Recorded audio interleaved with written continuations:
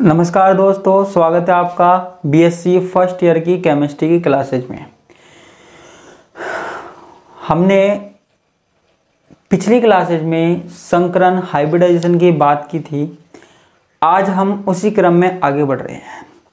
देखो, मैंने संकरण के बारे में बताया था कि संकरण क्या होता है, हाइब्रिडाइजेशन क्या होता है, उसके कौन कौन से नियम होते हैं, लेकिन हमने उसके आगे की बात नहीं की थी। देखो, आप में से सब लोगों को पता है कि संकरण कई होते हैं, जैसे sp, sp2, sp3, है ना, sp3d, dsp3। ठीक है, इस तरीके से कई संकरण होते हैं, कई हाइब्रिडाइजेशन होते हैं। इनके बारे में हमको पढ़ना है, सिंपल सी बात है। ठीक है, तो आज हम सबसे पहले स्टार्ट करने वाले हैं किसके बारे में? sp संकरण के बारे में। किसके बारे में? sp हाइब्रिडाइजेशन या sp संकरण। ठीक है, हमें जो नियम पढ़े हुए थे हमने हाइब्रिडाइजेशन के, उनको भी हमें याद रखना है। ठीक है, अब ये संकरण होता क्या है वो मैंने आपको बता दिया था। देखो, sp संकरण का मतलब क्या है, सबसे पहले मतलब समझने की कोशिश कीजिए। s का मतलब s ऑर्बिटल, ठीक है।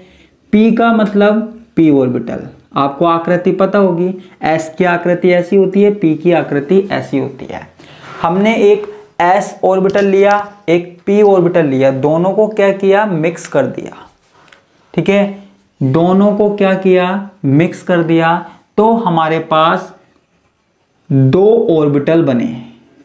तो हमारे पास दो ऑर्बिटल बने जिनको हम sp संकरित कक्षक या sp हाइब्रिड ऑर्बिटल बोलते हैं। मैंने एक s ऑर्बिटल लिया, एक p लिया, दोनों को मिक्स कर दिया। तो मिक्स करने के बाद जो ऑर्बिटल बने उनको हम क्या बोल रहे हैं? sp संकरित कक्षक। क्लियर है? अब देखो, यहां पे दो ऑर्बिटल बने, ठीक है, लेकिन ये किस तरीके से व्यवस्थित रहने की कोशिश करते हैं? जब ये साथ में होते हैं तो कैसे होते हैं? देखिए, एक तो हमारे पास इस तरीके से होता है और दूसरा हमारे पास इस तरीके से होता है। ये दो ऑर्बिटल है, ठीक है, ये दो ऑर्बिटल हैं, एक नहीं है, दो ऑर्बिटल है। मैंने आपको हाइब्रिडाइजेशन में बताया था कि जब भी हमारे पास संकरण होगा, दो, तीन या चार, जितने भी ऑर्बिटल है वो भाग ले सकते हैं। जितने ऑर्बिटल भाग लेंगे उतनी ही संख्या में नए ऑर्बिटल्स बनेंगे, नए कक्षक बनेंगे। ये बात मैंने आपको क्लियर कर दी थी। ठीक है, अब देखो आगे की बात करते हैं हम। ठीक है, तो मैं लिख भी देता हूं कि एक s व एक p कक्षक के मिश्रण से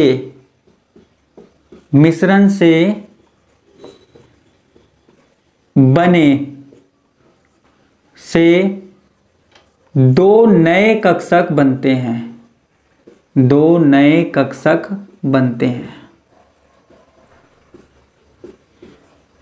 With the mixture of s and p orbital,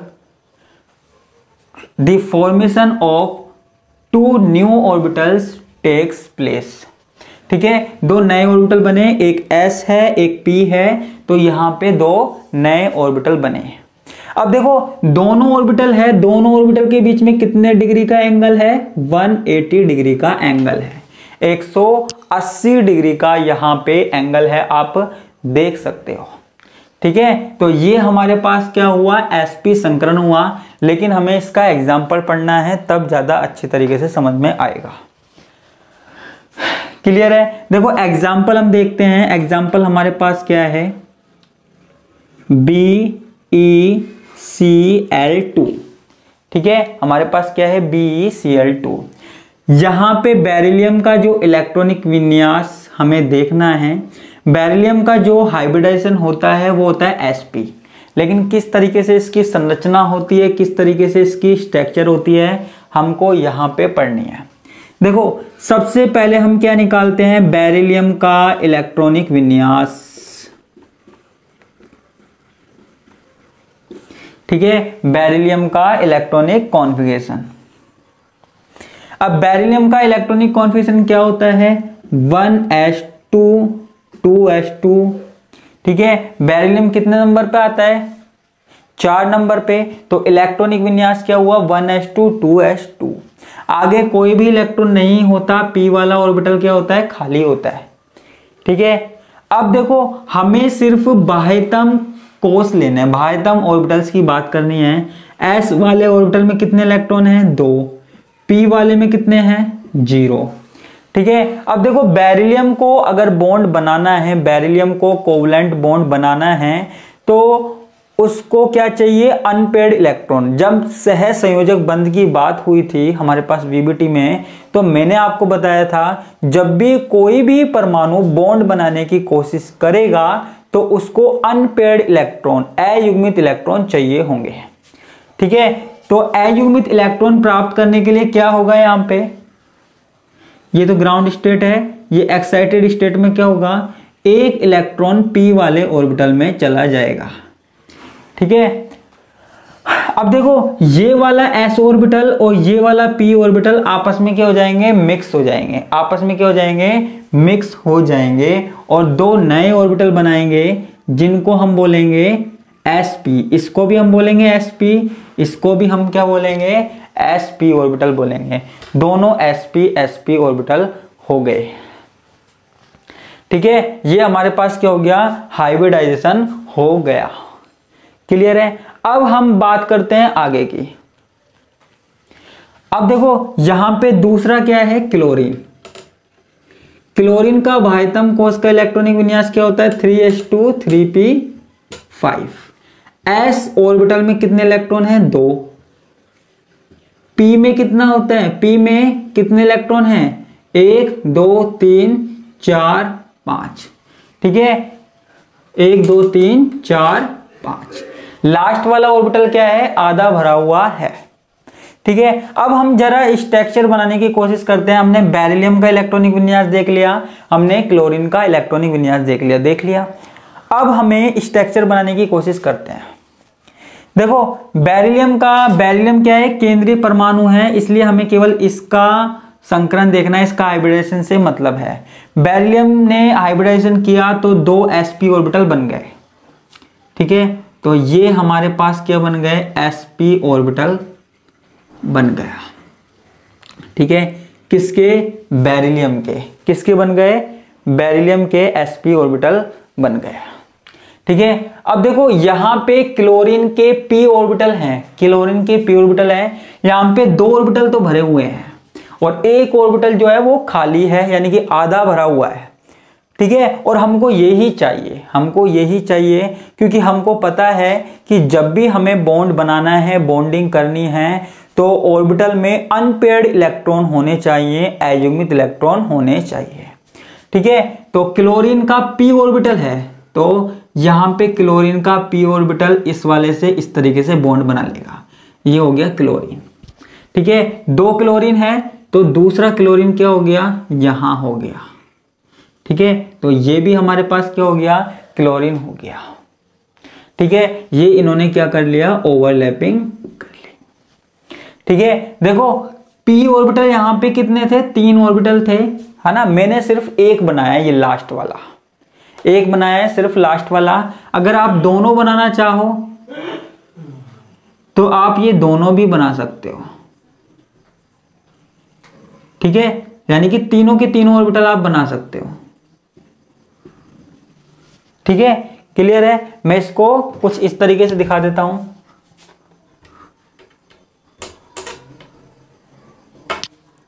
ये आप देखिए, ये वाले ऑर्बिटल ये इस तरीके से है, ये बाकी के 2 ऑर्बिटल क्या है, इस तरीके से हैं। क्लियर है। ऐसे ही ये वाला क्लोरीन है, इसमें भी 2 ऑर्बिटल हैं, है ना, 2 ऑर्बिटल हैं। क्लियर है बच्चों। और ये कुछ इस तरीके से भरे हुए हैं। ठीक है, तो 2 ऑर्बिटल तो पहले से ही भरे हुए थे, जो आधा खाली था उसने बेरिलियम के sp हाइब्रिड ऑर्बिटल्स के साथ क्या कर ली, ओवरलैपिंग कर ली, और यहां पे हमारे पास बॉन्ड बन गया। ठीक है, तो ये हमारे पास क्या हुआ, BeCl2 हो गया बेरिलियम। क्लोराइड हो गया। ठीक है, एक एग्जाम्पल हो गया। अब हम यहाँ पे दूसरा एग्जाम्पल देखने की कोशिश करेंगे। ठीक है, तो मैं जरा इसको मिटा देता हूँ, मुझे मिटाना चाहिए आई थिंक, है ना। तो इसको मैं मिटा देता हूँ, पूरा मिटा देता हूँ यहाँ से।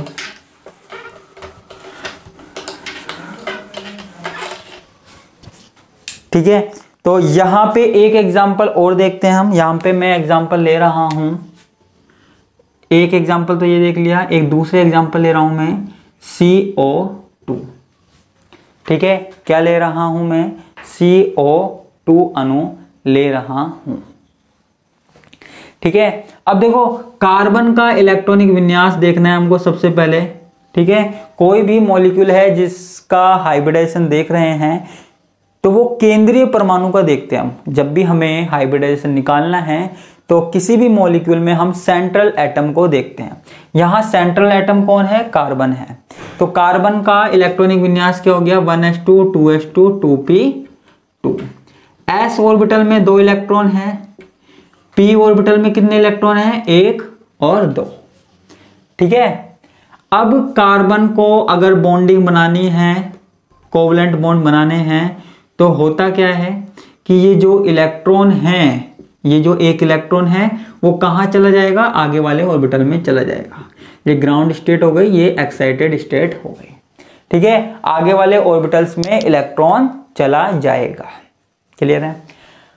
एक बार ऑक्सीजन का इलेक्ट्रॉनिक विन्यास भी हम देख लेते हैं। ऑक्सीजन का क्या होता है, 1s2 2s2 2p4। ठीक है, s ऑर्बिटल में 2 इलेक्ट्रॉन है और p में कितने हैं, 1 2 3 4। ठीक है, एक बात ध्यान रखना, यहां पे ऑक्सीजन कितने हैं, 2 ऑक्सीजन है। ठीक है, ऑक्सीजन कितने हैं, 2 ऑक्सीजन है। क्लियर है। अब आप यहां पे देखिए, मैंने ऑक्सीजन का इलेक्ट्रॉनिक विन्यास लिख दिया और किसका लिख दिया, कार्बन का लिख दिया। अब देखो जो कार्बन है ना, कार्बन का ये एक s ऑर्बिटल, अच्छा यहां गलत लिख दिया क्या, एक इलेक्ट्रॉन तो इधर चला गया था ना। कार्बन का ये एक s ऑर्बिटल और एक p ऑर्बिटल आपस में क्या है, मिल जाते हैं, आपस में क्या है, मिल जाते हैं। और क्या बनाते हैं, ये बनाते हैं 2 नए ऑर्बिटल जिनको हम बोलते हैं sp ऑर्बिटल। ठीक है, ये दोनों ऑर्बिटल। अब आप यहां देखिए मैं क्या करने वाला हूं, जब हमने कार्बन की बात की है, मुझे थोड़ा सा यहां मिटाना पड़ेगा।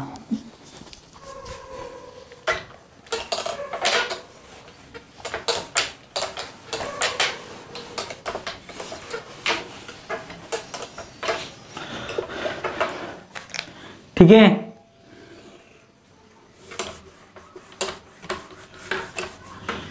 ये देखो ये 2 ऑर्बिटल है, आपस में मिल गए। आपस में मिलने के बाद 2 नए ऑर्बिटल बना लिए जिनको हम क्या बोल रहे हैं, sp ऑर्बिटल। और ये बाकी के 2 अलग p ऑर्बिटल बने हैं। ठीक है, और ऑक्सीजन का इलेक्ट्रॉनिक विन्यास मैंने लिखा था, मैंने मिटा दिया, कोई दिक्कत नहीं है, 1s2 2s2 2p4। तो यहाँ पे 2s वाले ऑर्बिटल में कितने इलेक्ट्रॉन है, 2। p वाले में कितने हैं, 1 2 3 4 है। ठीक है, 4 इलेक्ट्रॉन्स यहाँ पर हैं। अब देखो यहाँ पे हम स्ट्रक्चर बनाने की कोशिश करते हैं, किसकी, कार्बन के लिए बनाने की कोशिश करते हैं।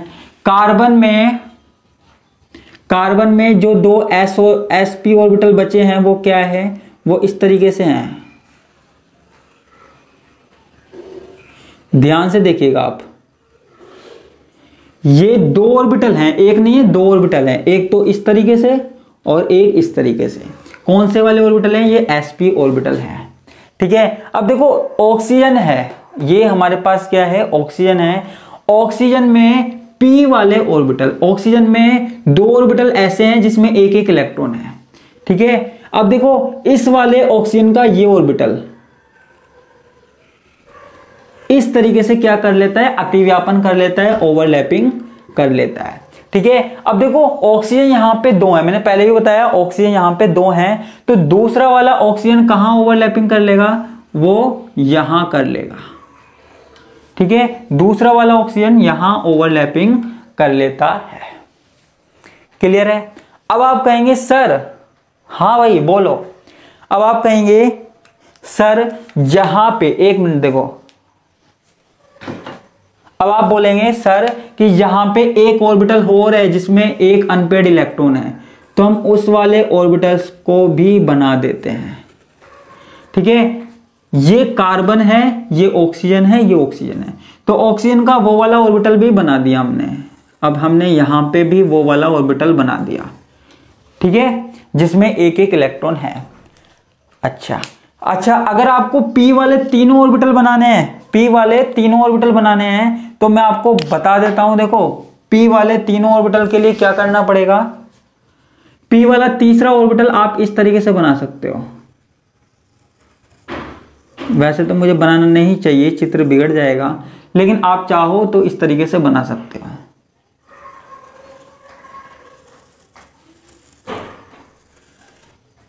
ठीक है, लेकिन इससे हमें कोई मतलब नहीं है। ये हमारे पास ये जो भरा हुआ ऑर्बिटल है ना, इससे कोई मतलब नहीं है।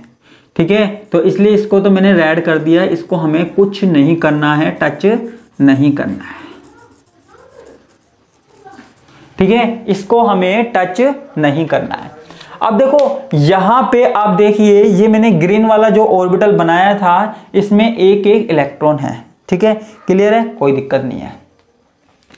अब देखो आप बच्चों, यहां देखो कि जो हमारे पास कार्बन था, कार्बन में दो ऑर्बिटल लिए थे हमने, है ना।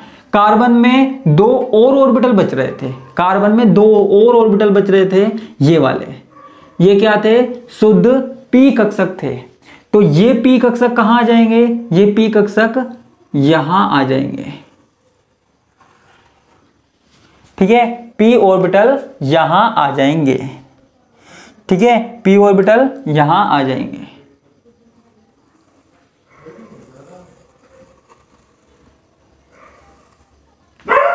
ठीक है, अब देखो इनमें भी एक एक इलेक्ट्रॉन है, और ऑक्सीजन का ये वाला ऑर्बिटल है, इसमें भी एक इलेक्ट्रॉन है और इसमें भी एक इलेक्ट्रॉन है। तो यहां पे होता क्या है, आप यहां पे देखिए कि ये वाला जो ऑर्बिटल है, जो ये है ना लंबा वाला खड़ा हुआ है, ये इसके साथ ओवरलैपिंग कर लेगा, इस वाले के साथ। ठीक है, इसके साथ ओवरलैपिंग कर लेगा। और ये दूसरा वाला ऑर्बिटल है ना, वो किसके साथ कर लेगा, वो इस वाले के साथ कर लेगा।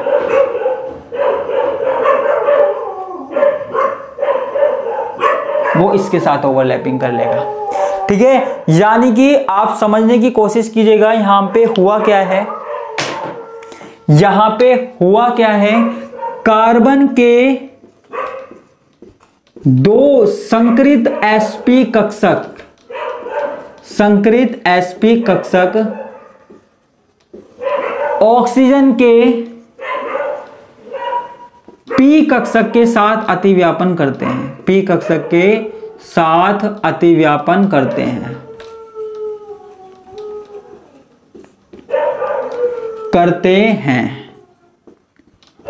और कार्बन के शुद्ध p कक्षक भी, शुद्ध p कक्षक भी ऑक्सीजन के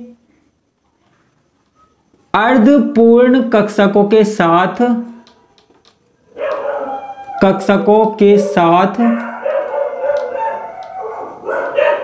अतिव्यापन